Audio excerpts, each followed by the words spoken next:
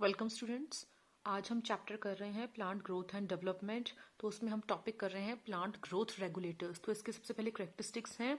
The plant growth regulators, जिसको हम PGRs बोलते हैं, are small simple molecules of diverse chemical composition. तो बोला प्लांट ग्रोथ रेगुलेटर्स या पीजीआरस क्या होते हैं? ये स्मॉल सिंपल मॉलिक्यूल्स होते हैं अलग अलग कंपोजिशंस के, डाइवर्स केमिकल कॉम्पोजिशंस के। They could be indole compounds, ये इंडोल कंपाउंड्स हो सकते हैं, जैसे कि दिया हुआ है यहाँ पे इंडोल 3 एसिटिक एसिड, इसको हम IAA भी बोलते हैं। आगे है एडिनिन, डेरिवेटिव्स भी हो सकते हैं, एडिनिन के डेरिवेटिव्स हो सकते हैं जैसे कि N6 फरफ्यूरिल अमाइनो प्यूरिन और काइनेटिन, और डेरिवेटिव्स ऑफ कैरोटिनॉइड्स हो सकते हैं जैसे कि एब्सिसिक एसिड, इसको हम ABA बोल सकते हैं, टर्पीन्स के हो सकते हैं और गैसेस के हो सकते हैं। तो इन सब के कंपाउंड से जो होते हैं वो प्लांट ग्रोथ रेगुलेटर्स जो होते हैं वो बने होते हैं। Plant growth regulators are variously described as plant growth substances, plant hormones और फाइटो हॉर्मोन्स इन लिटरेचर। बोला प्लांट ग्रोथ रेगुलेटर्स को हम प्लांट ग्रोथ सब्सटेंसेस भी बोल सकते हैं, प्लांट हार्मोन्स भी बोल सकते हैं और फाइटो हार्मोन्स बोल सकते हैं। इन PGRs, the PGRs can be broadly divided into two groups. बोले जो पीजीआरस उनको मेनली दो ग्रुप्स में डिवाइड किया हुआ है बेस्ड ऑन देयर फंक्शन, उनके फंक्शंस के ऊपर उनको हमने दो पार्ट्स में डिवाइड किया हुआ है in the living plant body में। One group is PGRs are involve in growth promoting activities. जो पहला ग्रुप है पीजीआरस का, उसमें जितने भी हमारे पीजीआरस होते हैं वो सब ग्रोथ प्रमोटिंग एक्टिविटीज में हेल्प करते हैं, जैसे कि सेल डिवीजन में हेल्प करते हैं, सेल एनलार्जमेंट में हेल्प करते हैं, पैटर्न फॉर्मेशन में हेल्प करते हैं, ट्रॉपिक ग्रोथ में हेल्प करते हैं, फ्लावरिंग में, फ्रूटनिंग में एंड सीड फॉर्मेशन में हेल्प करते हैं। These are also called plant growth promoters भी बोलते हैं, और इसके एग्जाम्पल है ऑक्सिन और जिब्बरलिन एंड साइटोकाइनिन। इंपॉर्टेंट है। तो ऑक्सिन, जिब्बरलिन और cytokinin are the examples of plant growth promoters, और इनका वर्क आपको ऊपर इन्होंने बता दिया है। आगे है PGRs of the other group, और जो अदर ग्रुप है पीजीआर के play an important role in the plant response to wounds and stresses of biotic and abiotic origin. बोला प्लांट्स में जितनी भी चोट लगती है या कोई स्ट्रेस की कंडीशन होती है बायोटिक या एबायोटिक रीजन से, तो उससे उभरने के लिए उसके रिस्पॉन्स में जो पीजीआरस होते हैं वो काम करते हैं। They are involved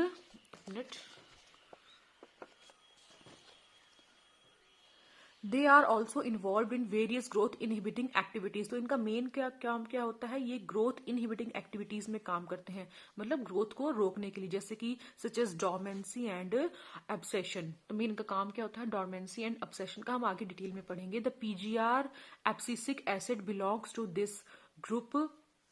the PGR के एब्सिसिक एसिड होते हैं वो इस ग्रुप में मेनली होते हैं। The gaseous PGRs ethylene could fit either of this group but it is largely an inhibitor of the growth activities. तो बोला जो ये पीजीआर इथाइलिन है उसका मेन एक्टिविटी क्या है? वो मेनली इनहिबिटर का काम करता है, जितने भी ग्रोथ एक्टिविटीज है उनमें इनहिबिट करने का काम करता है।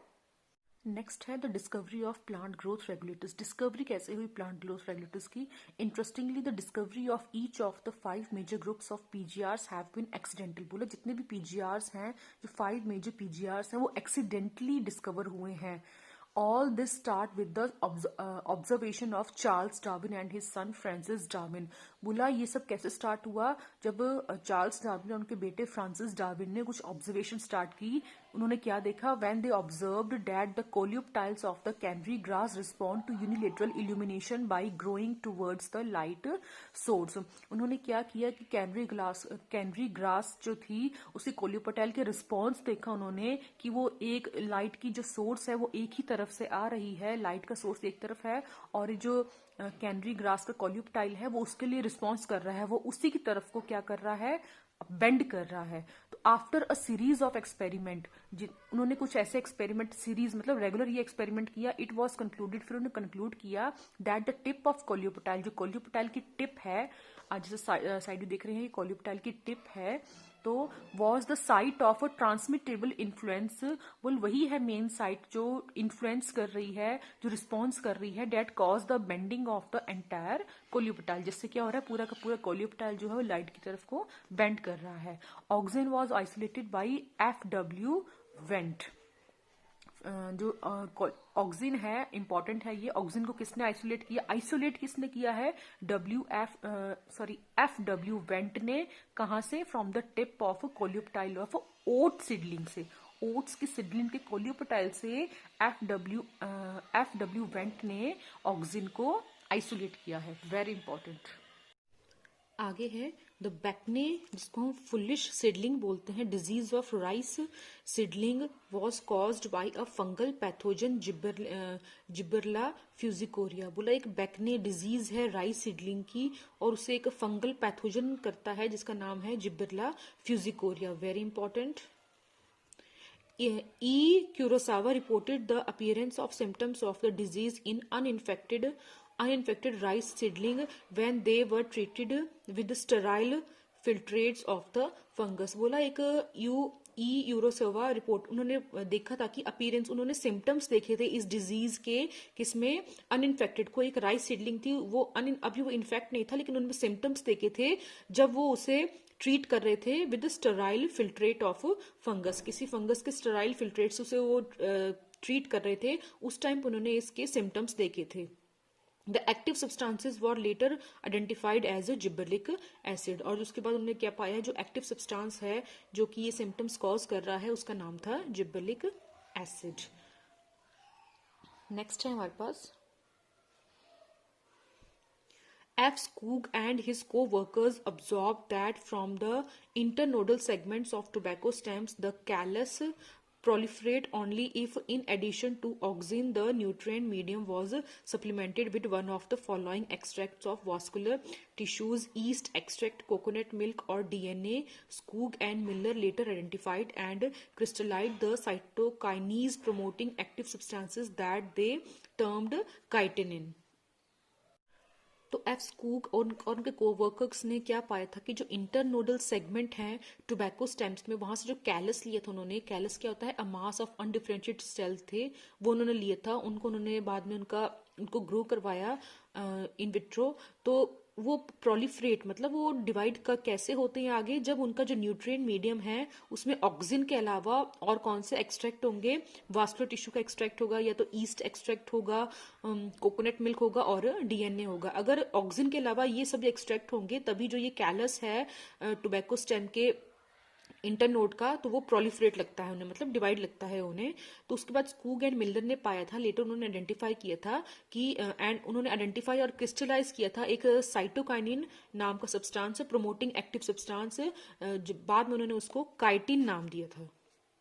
आगे है ड्यूरिंग मिड 1960 के बीच में 3 independent researchers reported the purification and chemical characterization of 3 different kinds of inhibitors। बोला 3 अलग अलग रिसर्चर्स ने रिपोर्ट किया था, मतलब उन्होंने डिस्कवर किया था प्यूरिफिकेशन और उसको केमिकल कैरेक्टराइजेशन किया था 3 डिफरेंट काइंड्स ऑफ इनहिबिटर्स का। Inhibitor B, abscisin 2 and dormin. इन 3 जो हमारे सब्सटेंसेस हैं उनकी आइडेंटिफिकेशन हुई थी। Later all the 3 were prove to be chemically identical. लेकिन कुछ टाइम बाद ये तीनों ही आइडेंटिकल पाए गए। इनकी डिस्कवरी अलग अलग हुई थी बट कुछ टाइम बाद ये तीनों ही आइडेंटिकल पाए गए। It was named abscisic acid, बाद में इसका नाम एब्सिसिक एसिड पड़ा। आगे है cousins confirm the release of volatile substance from ripened oranges that has turned the ripening of stored unripened bananas। बोला कोई कजन थे, उन्होंने क्या कंफर्म किया था? उन्होंने कंफर्म किया था कि जो एक वोलेटाइल सब्सटेंस है वो पके हुए ऑरेंजेस से रिलीज होता है and has turn the ripening of stored अनराइपन। और वो क्या करता है? वो जो हमारे अनराइपन्ड बनानाज होते हैं उनको पकने में हेल्प करता है, राइपनिंग में हेल्प करता है। Later the volatile substances were identified as ethylene और गैशियस पीजीआर। और कुछ टाइम बाद उसको एज इथाइलिन और गैशियस पीजीआर जो है वो आइडेंटिफाई किया गया। तो आगे बोला है कि कुछ फिजियोलॉजिकल इफेक्ट्स हैं इन 5 कैटेगरीज ऑफ पीजीआर्स के, ये हम पढ़ेंगे। तो अब तक हमने क्या पढ़ा? डिस्कवरी, कैसे कैसे डिस्कवरी हुई थी 5 डिफरेंट इन सब्सटेंसेस की, पीजीआर्स की। अब हम करेंगे physiological effects of plant growth regulators. तो सबसे पहले हमारे पास ऑक्सिन है, इंपॉर्टेंट है, बहुत ही इंपॉर्टेंट है ये। Auxin from Greek auxin to grow, इसका मतलब होता है, ये हमने ग्रीक वर्ड से लिया है उसका, और इसका मीनिंग होता है to grow was first isolated from the human urine. तो इससे सबसे पहले ह्यूमन यूरिन से आइसोलेट किया गया था। The term auxin is applied to the indole 3 acetic acid. तो ऑक्सिन वर्ड जो था वो किसको बोला गया था पहले, इंडोल 3 एसिटिक एसिड को, and to the other natural and synthetic compounds having certain growth regulating properties, और उन सभी नेचुरल और सिंथेटिक कंपाउंड्स को जिनका काम क्या होता है वो as a growth regulating properties जिनके पास होती है, उन सभी को ही ऑक्सिन वर्ड नाम दिया गया था। They were generally produced by the growing apex of the stems and roots. तो ये जनरली कहाँ प्रोड्यूस होते हैं, जो भी स्टेम और रूट्स के एपिक्स मतलब टॉप होता है जहां से वो ग्रो करते हैं, वहां पे ये जनरली प्रोड्यूस होते हैं। From where they migrate to the regions of their action, उसके बाद वहां से वो उन जगह पे चल जाते हैं जहां पे उन्होंने अपना वर्क करना होता है। Auxin like indole 3 acetic acid and indole butyric acid have been isolated from plants. तो ये दो IAA और IBA जो है ये प्लांट से आइसोलेट हुए हैं। NAA इंपॉर्टेंट है, ये भी फुल फॉर्म्स पूछी जाती हैं, naphthalene acetic acid and 2,4 dichlorophenoxy acetic acid important है, ये भी आर सिंथेटिक ऑक्सिन्स हैं। तो कई बार सिंथेटिक ऑक्सिन्स के भी नेम पूछे जाते हैं, तो NAA और 2,4-D इनके फुल फॉर्म्स पूछे जा सकते हैं, बहुत इंपॉर्टेंट है। All these auxins have been used extensively in agriculture and horticulture practices. तो ये जितने भी ऑक्सिन्स हैं इनका जो यूज हम कहाँ करते हैं, एग्रीकल्चर और हॉर्टिकल्चर प्रैक्टिसेस में इनका हम यूज करते हैं। They help to initiate rooting in stem cutting and application widely used for plant propagation. तो इनका काम क्या होता है, इनको हम अप्लाई करते हैं जहां पे हमने स्टेम कटिंग की होती है उसकी ग्रोथ के लिए हम अप्लाई करते हैं, और ये वाइडली कहाँ यूज होती है, प्लांट के प्रोपेगेशन के लिए। ऑक्सिन प्रमोट्स फ्लावरिंग, ऑक्सिन से फ्लावरिंग भी होती है। फॉर एग्जाम्पल इन पाइनएप्पल्स में इसको कहाँ यूज होता है, फ्लावरिंग के लिए इसका यूज होता है। They help to prevent fruit and leaf drop at early stages but promote the abscission of older mature leaves and fruit। तो ये prevent करते हैं fruits और leaf के drop को, early stages में ये stop करने में help करते हैं, but प्रमोट करते हैं एब्सेशन को ऑफ जो भी ओल्डर और मेच्योर लीव्स और फ्रूट्स होते हैं उनके एब्सेशन मतलब उनके झड़ने में ये हेल्प करते हैं, और जो यंग होते हैं उनको झड़ने से ये रोकते हैं, उनको जो ड्रॉप आउट होने से ये प्रिवेंट करते हैं।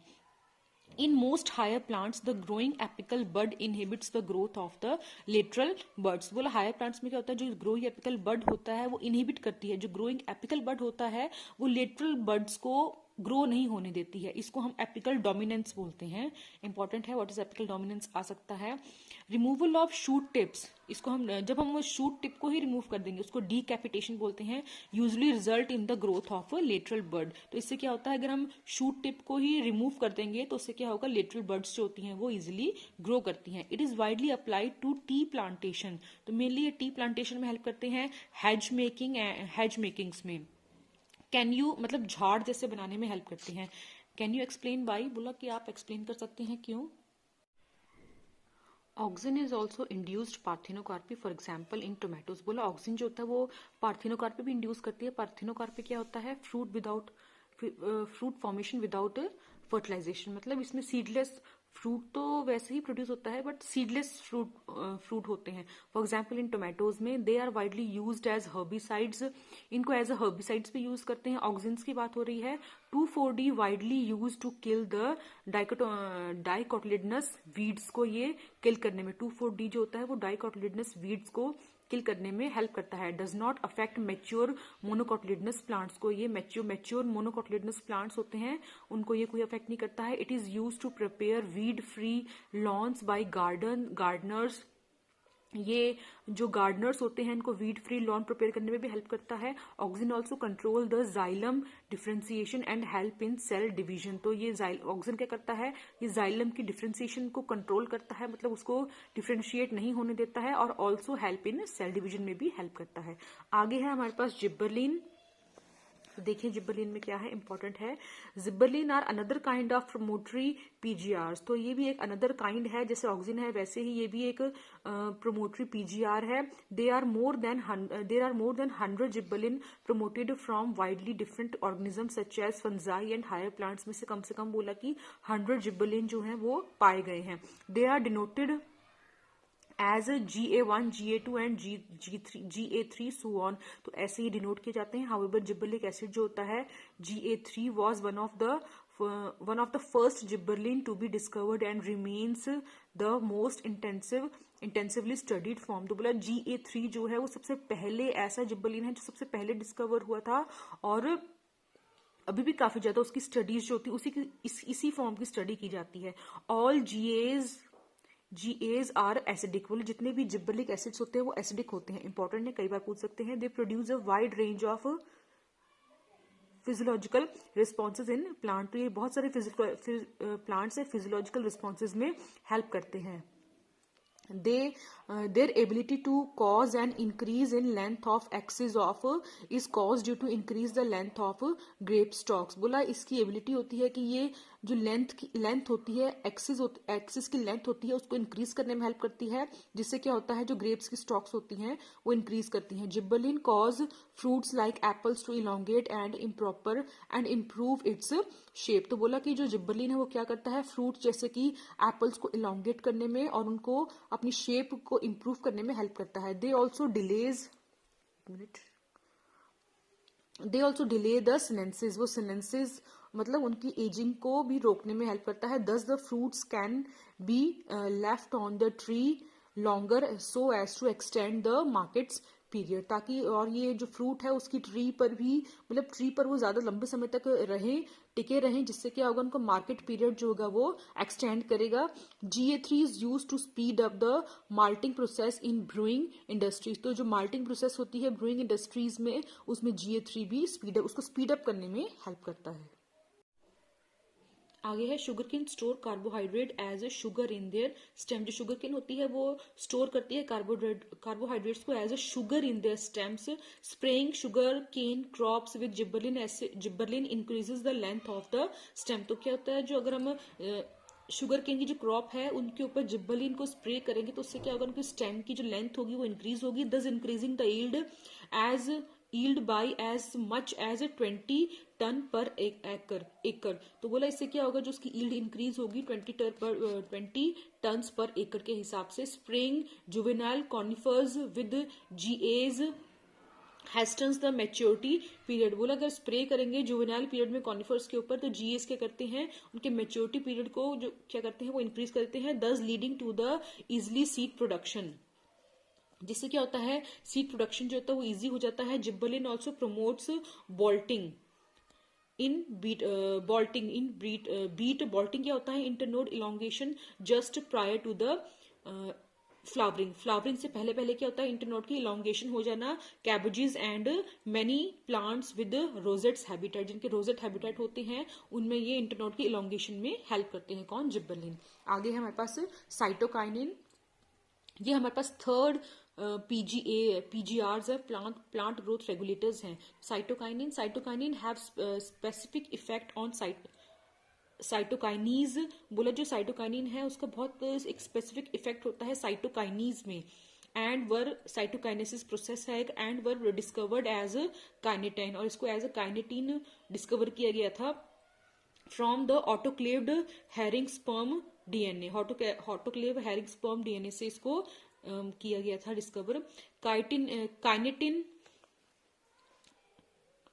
Does not occur naturally in plants. ये नेचुरली प्लांट में नहीं होता है। Search for natural substance with cytokinin like activities led to the isolation of zeatin from corn canals and coconut milk. बोला जब इसको एज अ नेचुरल सब्सटेंस इसकी खोज की गई, साइटोकाइनिन लाइक नेचुरल सब्सटेंस की उसकी तरह एक्टिविटीज हो, तो उन्होंने जो साइंटिस्ट थे उन्होंने क्या आइसोलेट किया, जिएटिन आइसोलेट कर लिया फ्रॉम कॉर्न कैनल से और कोकोनट मिल्क से। मतलब नेचुरली ये नहीं पाया गया लेकिन उसकी तरह एक और सब्सटेंस मिला जिएटिन, कहाँ से, कॉर्न कैनल और कोकोनट मिल्क से। Since the discovery of zeatin several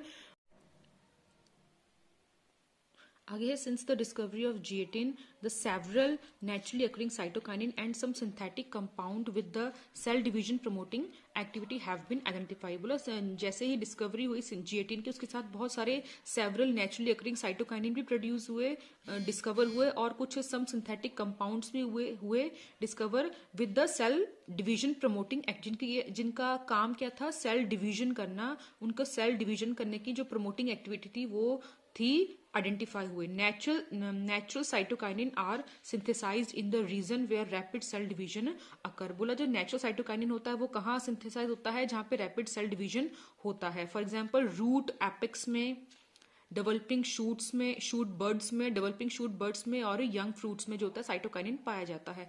it had to produce new leaves chloroplast in leaves lateral shoot growth and adventitious shoot formation। तो ये क्या करते हैं, ये लेटरल लीव्स को ग्रो करने में, लीव्स में क्लोरोप्लास्ट ग्रो करने में, लेटरल शूट की ग्रोथ में और एडवेंटिशियस शूट्स के फॉर्मेशन में हेल्प करते हैं। Cytokinin help overcome the apical dominance. तो एपिकल डोमिनेंस की जो प्रॉब्लम होती है साइटोकाइनिन उसको भी ओवरकम करने में हेल्प करता है। They promote the nutrient metabolism which help in delay of the leaf sinensis. ये ऑल्सो प्रमोट करता है न्यूट्रिएंट के मेटाबॉलिज्म में, न्यूट्रिएंट को मेटाबोलाइज करने, सॉरी नॉट मेटाबॉलिज्म, मोबिलाइजेशन में जो क्या है, जो क्या करती है, which help in delay of the leaf sinensis. जो लीफ को सिनेंसिस, जो लीफ की सिनेंसिस में डिले करने में हेल्प करती है कौन, न्यूट्रिएंट्स मोबिलाइजेशन।